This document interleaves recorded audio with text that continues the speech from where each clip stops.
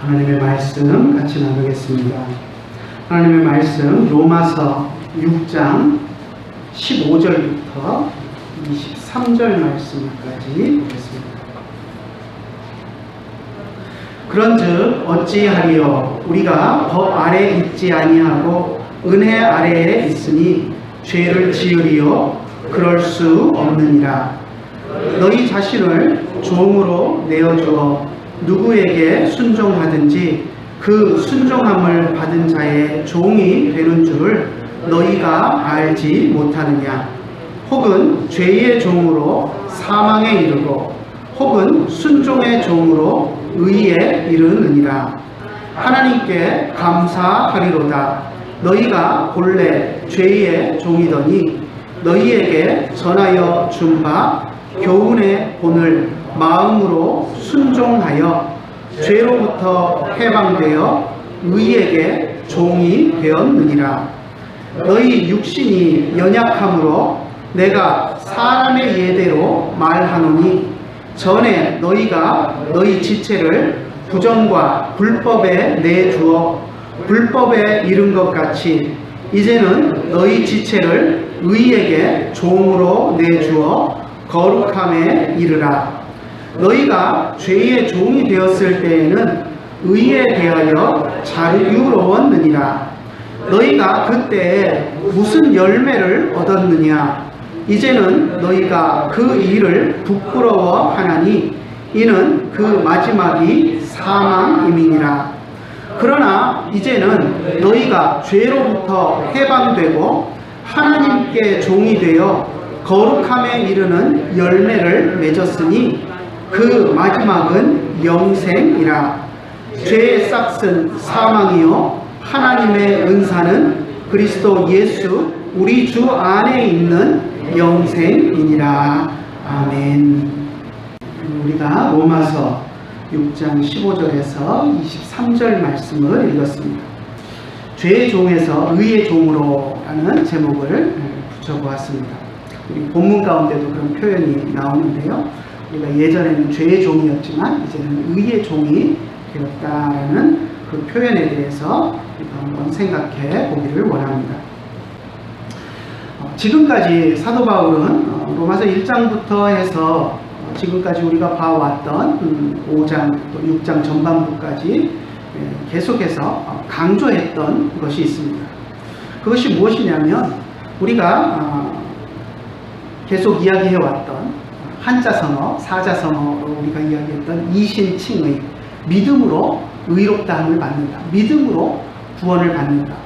또 값없이 주시는 하나님의 은혜로 우리가 구원을 받는 것이다 라는 그 이야기를 거듭해서 해왔었습니다. 그런데 이렇게 우리가 이제 하나님의 은혜로 죄사함을 받고 하나님의 자녀가 되었다라고 말하면 꼭 궤변을 늘어놓는 사람들이 있습니다. 지난주에도 잠시 이야기했지만 계시록 2장 14절에 나오는 니골라당 같은 그런 사람입니다. 하나님께서 우리를 은혜로 구원하셨으니 이 땅 위에서 죄를 우리가 얼마든지 지어도 괜찮다라고 주장하는 그런 사람들입니다. 그들은 우리 육신의 죄와 영혼의 구원은 아무런 상관이 없다라고 하면서 이미 영혼이 구원받았으니 육신의 죄 따위는 아무 문제될 것이 없다라고 이야기했던 말도 안 되는 그런 궤변을 늘어났던 사람들입니다. 초대교회 때 니골라당 같은 사람들만 그런 주장을 하는 것이 아니라 오늘날도 그렇게 생각하는 사람들이 있습니다. 우리 주변에도 보면 우리가 세칭 구원파라고 부르는 그 이단들이 그런 부류 중에 하나입니다. 그들에게는 구원의 순간이 중요합니다. 그래서 우리를 맞닥뜨리면 우리에게 다가와서 뭐라고 이야기하냐면 당신은 구원받았습니까? 언제? 어디서? 몇 년, 몇 월, 몇 시에 구원받았습니까? 라고 묻습니다. 그걸 대답하지 못하면 구원 못 받았으니까 구원받은 날짜를 모르는 것 아니냐라고 하면서 그렇게 우리를 공격해 옵니다. 그런데 정작 이들은 구원받은 연월 일시만 확실하면 그 이후로는 죄를 지어도 죄의식을 가질 필요도 없고 회개할 필요도 없다라고 가르칩니다. 구원파에 빠지지 않더라도 노골적으로 또 마음대로 내 마음대로 죄를 지어도 괜찮아 하고 말하지는 않더라도 오늘날 교회에 나오는 사람들 가운데 그런 부류의 사상에 물들어 있는 사람들이 상당히 많이 있습니다. 이런 사람들은 일주일 동안 세상에서 살면서 내 마음대로 살다가 주일 하루만 주님 앞에 가서 예배드리면 된다 하고 생각합니다. 이들은 일주일 동안 살면서는 하나님의 백성으로서 살고자 하는 노력을 일주일 내내 한 번도 전혀 하지 않고 그냥 세상 사람들하고 똑같이 살아갑니다. 술 먹고 담배 피고 욕하고 거짓말하고 사기치고 온갖 추악한 짓들을 세상 사람들하고 섞여서 똑같이 하면서 전혀 양심의 가책도 없고 죄의식도 없이 삽니다. 그리고는 주일이 되면 하나님 앞에 예배드린다고 와서 주님, 제가 지난 일주일 동안 죄를 지었습니다. 용서하여 주십시오 하고 그렇게 회개하면 그 죄가 다 없어진다라고 그렇게 생각하는 것입니다. 그렇게 해서 주일날 와서 예배드리면서 내 죄를 용서해 주시니 감사합니다. 나를 구원해 주시니 감사합니다. 아멘 하고는 돌아가가지고는 예배드리고 집에 돌아가는 순간부터 또 하나님이 싫어하시는 온갖 죄악된 일들을 행하면서 그렇게 살아가는 것입니다. 그러면서 구원받은 하나님의 백성이다라고 이야기하는 사람들을 우리가 보게 됩니다. 하나님의 은혜로 값없이 구원받은 원리를 잘못 이해한 사람들, 이렇게 은혜로 값없이 구원받는 원리를 잘못 이해한 사람들은 율법 폐기론에 빠집니다. 하나님의 은혜로 율법에서 해방되었으니 더 이상 율법은 무가치한 것이다. 율법을 지킬 필요가 없다. 율법을 지키지 않아도 죄가 되지 않는다. 설령 죄가 된다고 해도 내 구원과는 아무 상관없으니 괜찮다. 이렇게 생각하고 살아갑니다. 그래서 바울은 그런 사람들을 향해서 앞에서도 우리가 지난주에 봤던 로마서 6장 앞에 부분에서도 그리스도와 연합하는 원리를 이야기하면서 우리가 죄에 대해서 죽었고, 예수님이 십자가에 죽으실 때 우리가 죄에 대해서 죽었고, 예수님이 부활하실 때 우리들도 의에 대해서 살았다라고 하면서 죄에 대해서는 죽고 의에 대해서 살아있는 자가 되어야 된다라고 우리 성도들을 향해서 권면을 했습니다. 바울은 거기서 멈추지 않고 더 많은 말들을 통해서 그런 사람들의 잘못된 생각들을 지적했습니다. 오늘 우리가 읽은 본문도 그 연장선상에서 하고 있는 말인데요. 우리 15절 먼저 한번 같이 읽어볼까요? 그런즉 어찌하리요? 우리가 법 아래 있지 아니하고 은혜 아래 있으니 죄를 지으리요? 그럴 수 없느니라. 우리가 6장 1절에서도 비슷한 말을 바울이 했었죠. 그런즉 우리가 무슨 말을 하리요? 은혜를 더하게 하려고 죄에 더하겠느냐라고 질문을 했었습니다. 그리고는 그럴 수 없다라고 분명하게 이야기를 했었는데요. 오늘 우리가 읽은 15절에서도 비슷한 질문을 합니다.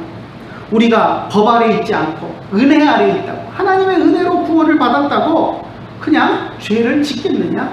그럴 수 없다라고 분명하게 이야기했습니다.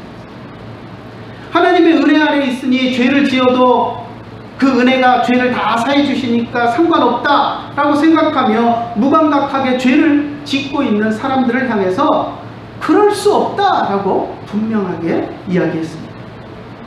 딱 잘라서 이야기했습니다.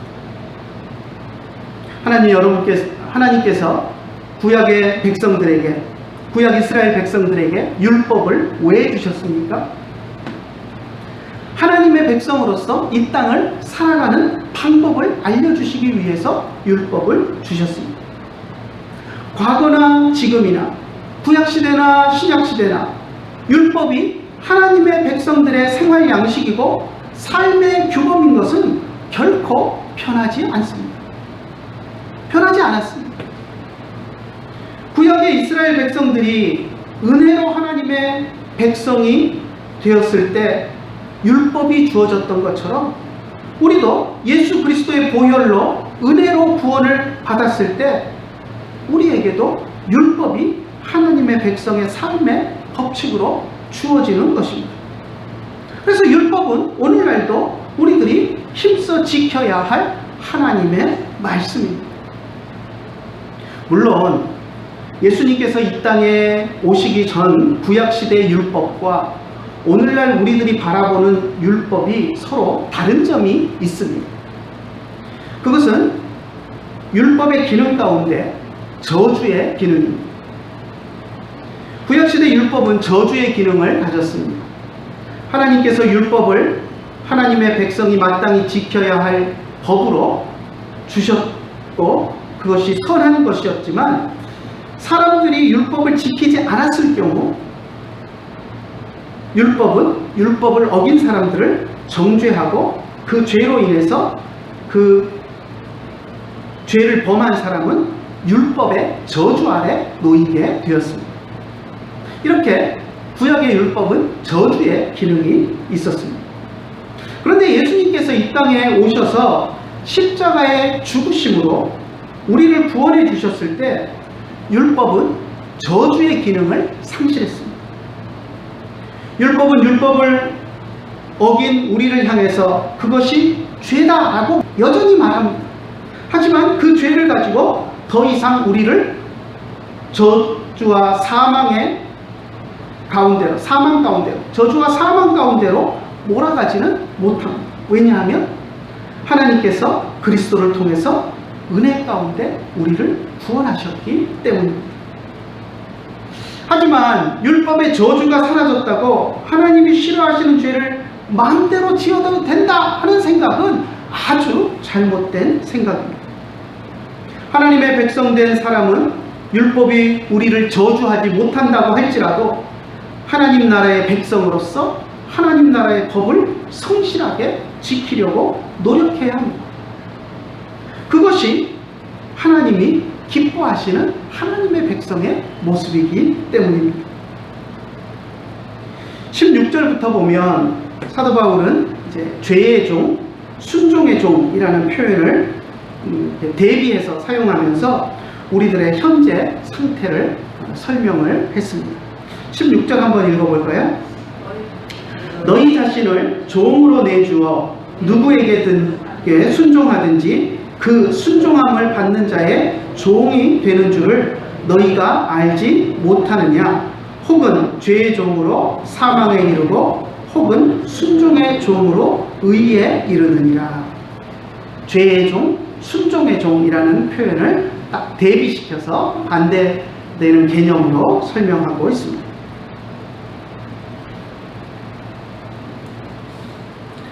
오늘날 노예제도가 없습니다. 우리에게는 노예제도가 없지만 사도 바울 시대에는 로마 제국에 아주 노예제도가 보편화되어 있었습니다. 실제로 많은 인구의 사람들이 노예였습니다. 노예가 없이는 사회가 유지되지 않을 정도로 노예가 많은 사회였습니다. 학자들의 연구한 내용들을 보면 바울 당시에 로마 시와 같은, 로마 제국의 수도였던 로마 시 같은 그런 대도시의 경우는 거의 인구의 3분의 2가 노예였을 것이다 라고 이야기하는 학자들도 있습니다. 어마어마한 숫자죠. 인구의 3분의 2가 노예였다. 노예가 없으면 그 사회가 유지되지 않을 정도로 그렇게 노예가 많았습니다. 자, 그런데 그 종은, 노예는 주인의 명령대로 살아갑니다. 주인이 시킨 것을 시킨 대로 하면서 삽니다. 그렇기 때문에 그 종이 하고 있는 일을 보면 누구의 종인지 쉽게 알 수 있습니다. 누구의 명령에 순종하며 살아가는지가 그 사람의 정체성을 보여주기 때문입니다. 어떤 일을 하는가, 어떤 일을 명령받아서 하고 있는가라는 것을 보면 아, 그 사람 주인은 누구겠구나 하는 것을, 어떤 사람이겠구나 하는 것을 알 수 있다는 것입니다. 그래서 사도 바울은 사람들에게 익숙한, 그 당시 사람들에게 익숙한 이 노예 제도를 빗대어서 하나님의 법에 불순종하여 죄를 범하는 사람들은 죄의 종이라고 표현했고요, 하나님의 법에 순종하는 사람들은 순종의 종이라고 표현했습니다. 사도 바울은 우리가 예전에는 죄의 종이었지만 이제는 죄에서 해방되어 의의 종이 되었다라고 선언했습니다. 그것이 우리의 노력이나 공로로 된 것이 아니라 하나님의 은혜로 된 것이기 때문에 감사할 일이다 라고 선포했습니다. 17절과 18절 한번 같이 읽어볼까요? 하나님께 감사하리로다. 너희가 본래 죄의 종이더니 너희에게 전하여 준 바 교훈의 본을 마음으로 순종하여 죄로부터 해방되어 의에게 종이 되었느니라. 똑같이 종이라는 표현을 쓰고 있지만 죄의 종이었던 것에서 의의 종, 의를 따르고 의를 행하는 사람이 되었기 때문에 그것은 감사한 일, 하나님의 의로 되었기 때문에 더구나 더 감사한 일이다 라고 이야기하고 있습니다.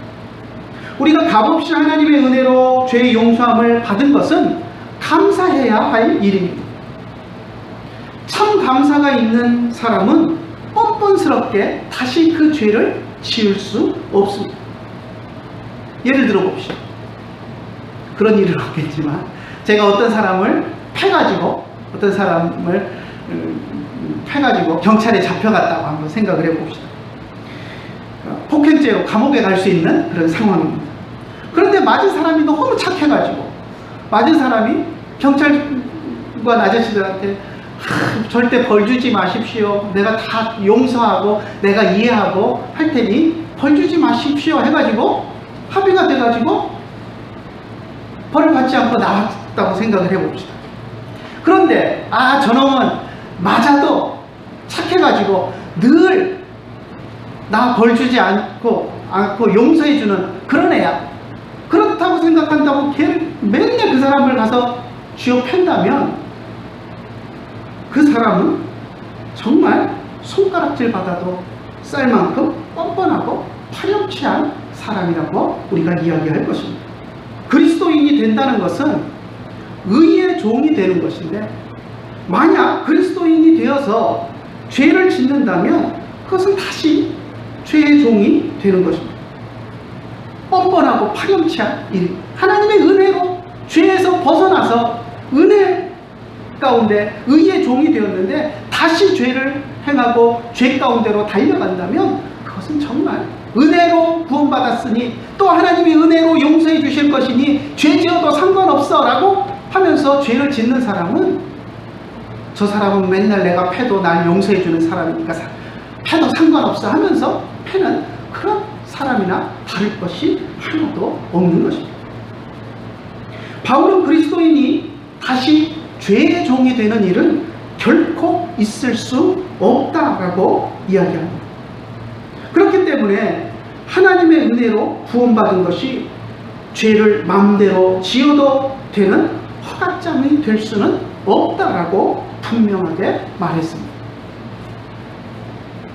반대로 구원받은 하나님의 백성은 이제 자신의 육신을 의에게 내어주어서 의로운 일을 행함으로써 의의 종이 되어야 한다라고 말했습니다.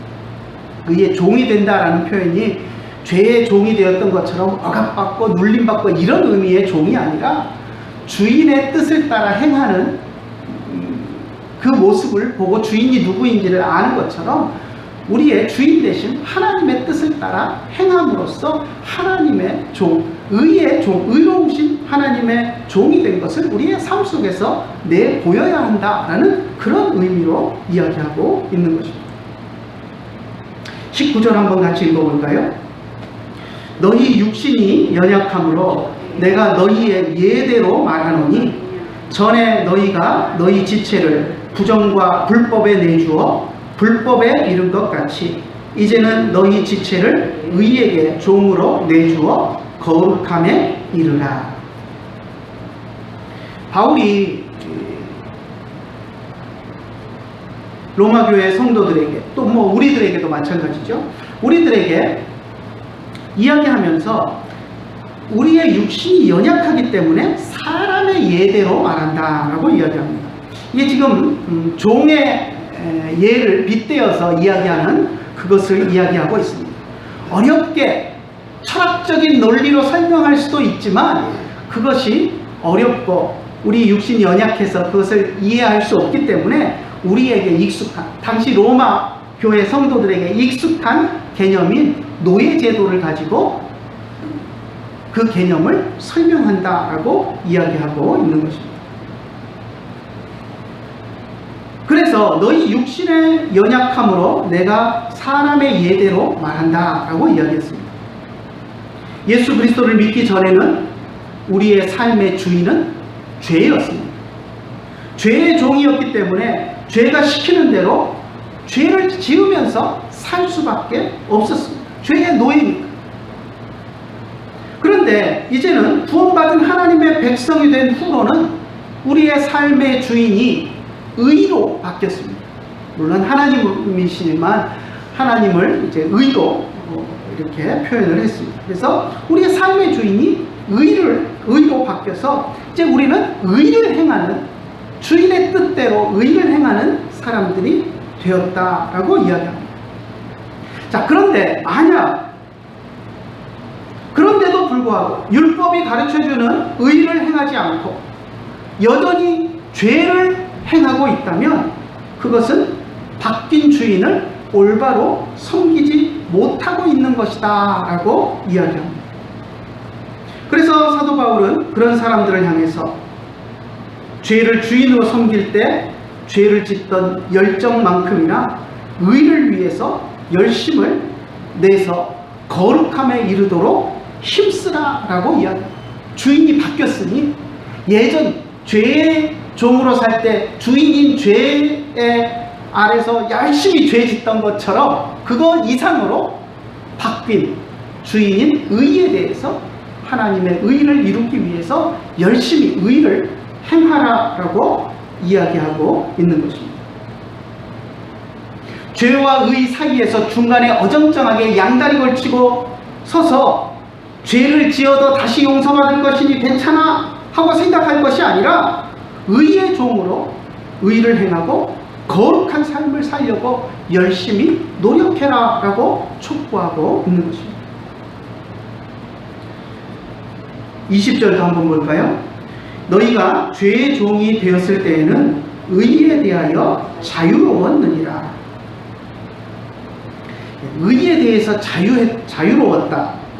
이 번역은 우리말로는 조금 애매모호한 감이 있습니다. 죄의 종이 되었을 때 의에 대하여 자유로웠다. 의에 대하여 자유로웠다. 죄의 종이 되었을 때니까 나쁜 것이어야 될 것처럼 들리는데 의에 대하여 자유로웠다 그러면 뭔가 의도 좋은 말이고 자유도 좋은 말이니까 좋은 것처럼 이렇게 들립니다. 그런데 의에 대해서 자유로웠다 하는 말은 결코 좋은 말이 아닙니다. 의에 대해서 자유로웠다라는 표현은 의와는 상관없는, 그러니까 죄를 짓느라고 의와는 아무 상관없는 사람이었다라는 것을 의에 대해서 자유로웠다 이렇게 표현을 한 것입니다. 한국말 표현보다는 영어 표현을 생각해 보면 훨씬 더 쉽게 다가올 것 같습니다. 자, 영어에 자유라는 말 가운데 free라는 말이 있습니다. free하다, 자유롭다라는 말을 free하다라고 이야기를 하죠. 자, 그래서 축구할 때도 프리킥을 하면 뭡니까? 프리킥이 상대방이 반칙을 해가지고 상대방 수비가 멀찌감치 떨어져 있어서 나를 공 차는데 전혀 방해하지 못하도록 방해 안 받고 자유롭게 공을 차는 것이 프리킥입니다. 이 프리라는 말이 영어에서 사용되는 것을 보면 본문에서 이 의에 대해서 자유로웠다라는 말을 우리가 좀 이해할 수 있습니다. 여러분, 알코올 또 카페인 이런 것이 들어가 있지 않은 제품을 우리말로는 뭐라고 이야기합니까? 무알콜, 그죠? 그런데 영어로는 뭐라고 이야기하냐면 알코올 프리라고 이야기합니다. 알코올 프리가 자유롭게 술 먹으라는 이야기가 아니고 이 제품에는 알코올이 전혀 안 들어갔습니다. 알코올과 무관합니다 라고 할 때 알코올 프리라고 이야기합니다. 카페인 프리 그러면 뭡니까? 이 제품에는 카페인이 전혀 안 들었습니다. 카페인하고는 무관한 제품입니다 라는 그런 의미입니다.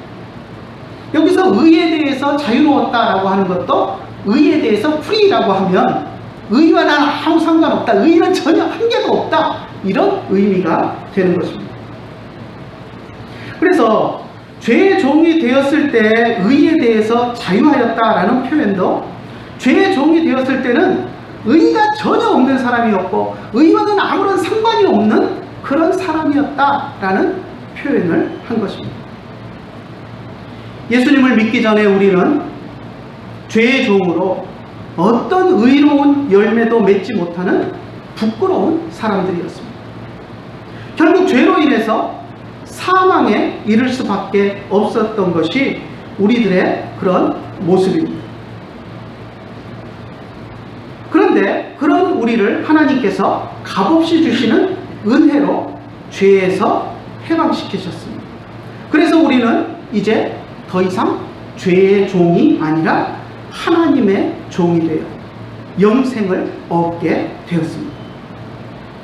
예전에 죄의 종일 때는 의와 상관없이 자유하게, 의에 대해서 자유롭게, 의와 아무 관계없이 상관없이 그렇게 살았지만 이제는 하나님의 종이 되었으니, 의의 종이 되었으니 하나님이 주신 율법에 순종하며 의를 실천하며 살아가는 것은 너무나도 당연한 것입니다. 이제는 우리들에게, 그리스도인이 된 우리들에게 의로운 삶을 살아야 할 의무가 주어진 것입니다. 이전에 죄의 종일 때는 의에 대해서 행할 의무도 없고 프리하게 의와 상관없이 살았지만 이제 그리스도인이 되어서 하나님의 백성이 된 우리들은 의를 행할 의무가 주어졌고 의를 행하며 살아가야 한다는 것입니다. 물론 우리가 의를 행할 의무가 있다고 해서 율법을 한두 개 어겼다고 해서 우리가 율법의 저주 아래 놓이는 것은 아닙니다. 하지만 그렇다고 의도적으로 죄를 지으면서 하하하 나는 은혜로 죄 용서 받았으니 죄 용서함을 받았으니 죄를 지어도 상관없어. 세상에 믿지 않는 사람들은 죄를 지으면 지옥에 가지만 나는 구원받았으니 죄를 지어도 지옥 가지 않아 하하하 하면서 살아가는 것은 잘못된 것이라는 것입니다. 그렇게 죄를 즐기며 살아가는 사람은 결코 하나님의 백성일 수 없습니다. 21절을 보면 사도 바울이 우리를 향해서 너희가 그때 무슨 열매를 맺었었느냐라고 질문하고 있습니다. 그때는 언제죠? 구원받기 전 죄의 종이 되었을 때 너희가 무슨 열매를 맺었었느냐라고 옛날을 상기시킵니다. 그때 우리가 무슨 열매를 맺었겠습니까? 그때 맺었던 열매들을 생각하면 부끄럽다라고 사도 바울이 표현합니다.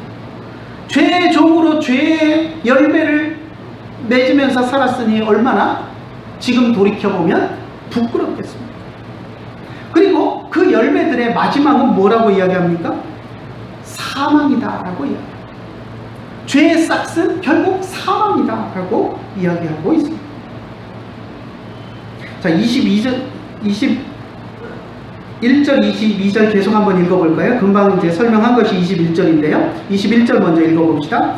너희가 그때 무슨 열매를 얻었느냐? 이제는 너희가 그 일을 부끄러워하나니 이는 그 마지막이 사망임이니라. 자, 22절은 이제 대비해서 이야기하는데요. 자, 그러나 이제는 너희가 죄로부터 해방되고 하나님께 종이 되어 거룩함에 이르는 열매를 맺었으니 그 마지막은 영생이니라. 자, 22절에서는 이제 죄에서 해방되고 하나님의 종, 의의 종이 되었다라고 이야기합니다. 그래서 의의 종이 되어서 맺는 열매는 자랑스러운 거룩함의 열매이고 그 거룩함의 열매의 결과는 영생이다. 마지막은 영생이다 라고 이야기합니다. 죄의 종이었을 때 맺었던 열매는 부끄러운 죄의 열매들이고 그 결과는 사망이었는데, 이제 의의 종이 되어서 우리가 맺는 열매는 거룩함의 열매로 자랑스러운 것이고 그 마지막은 사망이 아니라 영생이다 라고 우리에게 이야기하고 있습니다. 우리가 죄 가운데 있을 때 맺던 죄의 열매, 그 결과는 사망이었습니다. 마지막 23절 한번 같이 읽어볼까요? 죄의 싹은 사망이요 하나님의 은사는 예수 그리스도 예수 우리 주 안에 있는 영생이니라. 너무 유명한 말씀이고 우리가 잘 아는 말씀이죠. 죄의 싹은 사망. 우리가 죄 가운데 있을 때 맺었던 열매, 그 결과, 그 열매의 마지막은 사망이다 라고 이야기합니다. 하지만 이제 하나님의 은혜로 구원받은 하나님의 백성이 되어서 맺는 열매는 그리스도 안에 있는 영생입니다.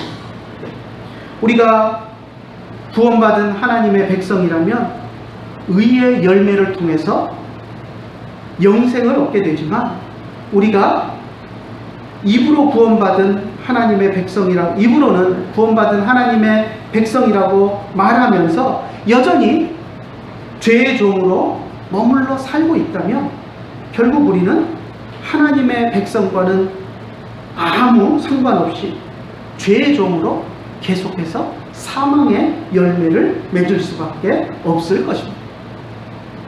하나님의 은혜로 하나님의 백성 된 것을 감사하며 살아가는 여러분들이 되시기를 간절히 축원합니다.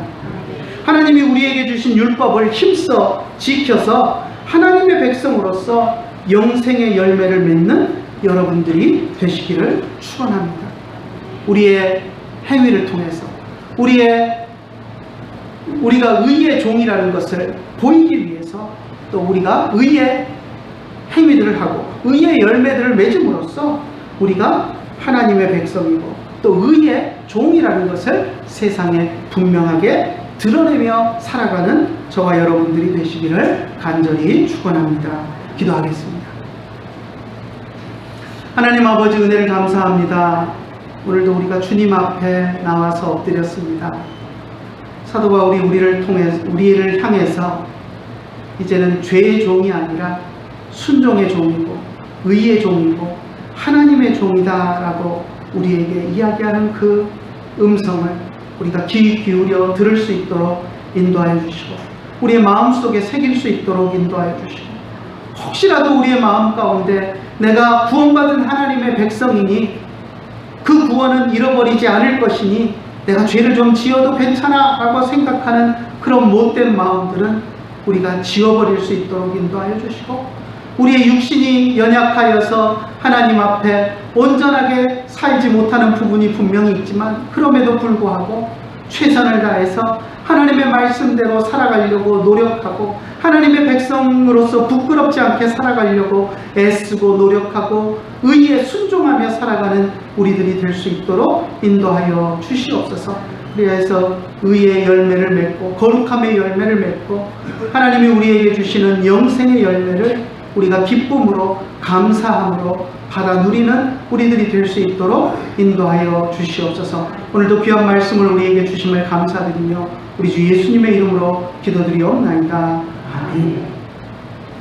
이제는 우리 주 예수 그리스도의 크신 은혜와 하나님 아버지의 한이 없으신 사랑과 성령님의 감화하시고 감동하시고 우리 가운데 교통하심이 이제 죄의 종을 벗어버리고 의의 종으로서 하나님의 말씀에 순종하며 거룩함으로 영생에 이르기를 원하는 주의 사랑하는 자녀들 머리 위에 이제로부터 영원토록 함께 계실지어다.